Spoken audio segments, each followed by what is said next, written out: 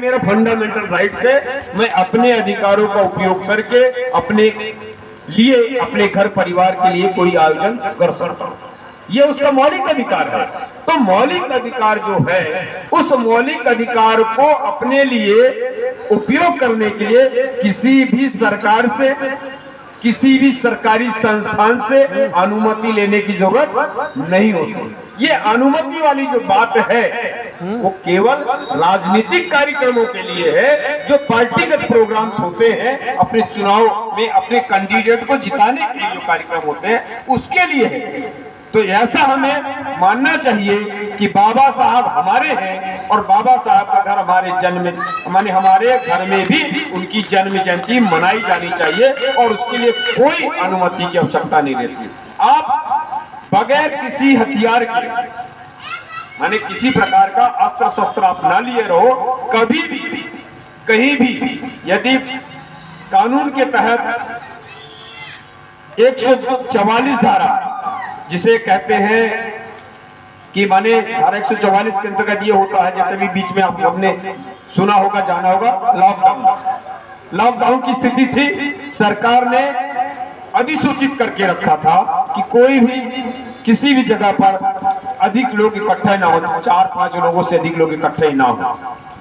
तो वो इसलिए कि सरकार ने अधिसूचना जारी की थी। तो धारा 144 जब लागू करती है सरकार, माने जिला का कलेक्टर करता है, एक निर्धारित स्थान के लिए, किस निर्धारित स्थान पर इतने से अधिक लोग एकत्रित नहीं हो, तब वो हर व्यक्ति पर उसके वो मौलिक अधिकार उस समय उसके सस्पेंड हो जाते हैं। लेकिन यदि धारा 144 नहीं लगी है, सरकार ने लॉकडाउन घोषित नहीं कर रखा है, तो आप बगैर किसी अनुमति के इस तरह के कार्यक्रम आप कर सकते हैं। ये कानूनन कोई अपराध नहीं माना जाता।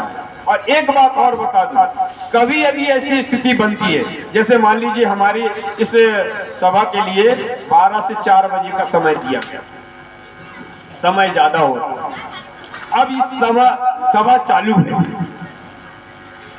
समय ज्यादा हो रहा, सभा चालू है, तो कानूनी तौर पर एसडीएम को क्या अधिकार है, ये भी मैं बता देता हूं क्या अधिकार है।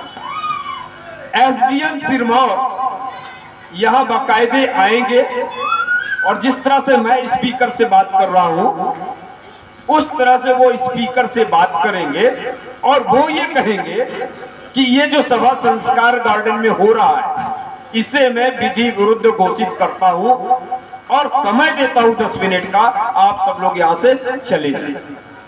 तो इस तरह की उद्घोषणा होने के बाद सब लोग अपने अपने घर यदि चले जाते तो कोई अपराध नहीं हुआ, किसी प्रकार की कोई कार्रवाई नहीं हो सकती। लेकिन यदि उन्होंने उद्घोषित किया इस सभा को इल्लीगल, फिर भी हम खड़े रहे, फिर भी हम इकट्ठा रहे, तब बनता है अपराध, बाकी अपराध नहीं बनता है। तो बाबा साहब के अनुयायी को नैतिक होना चाहिए और नैतिक होने के साथ साथ उसे समाज की तरफ कार्य करने की जिम्मेदारी लेने की जरूरत है। आज हमारे समाज का अधिक पैसा वाला अधिक डरा हुआ है, जिसके पास ज्यादा पैसा है वो ज्यादा डरा हुआ है और जिसके पास नहीं है वो तो डरता ही नहीं। तो इसकी वजह क्या है? इसकी वजह है कि उसने अनैतिक ढंग से पैसा कमाया है।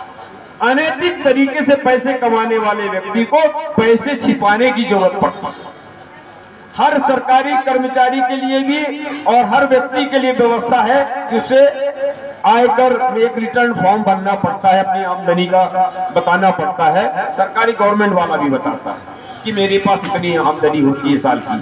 वो इसलिए बताने की जरूरत पड़ती है कि ताकि उसके ऊपर अधिक आय से अधिक संपत्ति रखने का कोई मामला ना बने, और लोग बताते नहीं हैं, इसलिए ऐसी स्थितियां निर्मित होती है। तो समाज के जितने भी लोग हैं, कर्मचारी लोग हैं, उन्हें डरने की जरूरत नहीं है, पढ़े लिखे लोग हैं उन्हें डरने की जरूरत नहीं है, और अनपढ़ लोग हैं उनको भी डरने की जरूरत नहीं है। बाबा साहब के संविधान को जानने की जरूरत है और बाबा साहब के संविधान के माध्यम से हम यदि नैतिक जीवन जीते हैं, हम संवैधानिक जीवन जीते हैं, तो निश्चित तौर से हम भारत को बहुत बेहतर लोक कल्याणकारी राज्य के रूप में परिवर्तित कर सकते हैं। यहाँ पर जैसा कि संत रैदास ने कहा था, बेगमपुरा की जो कल्पना की थी, उस बेगमपुरा की कल्पना को हम साकार कर सकते हैं, जहाँ पर मानव निर्मित किसी भी समस्या से कोई व्यक्ति प्रताड़ित नहीं होगा।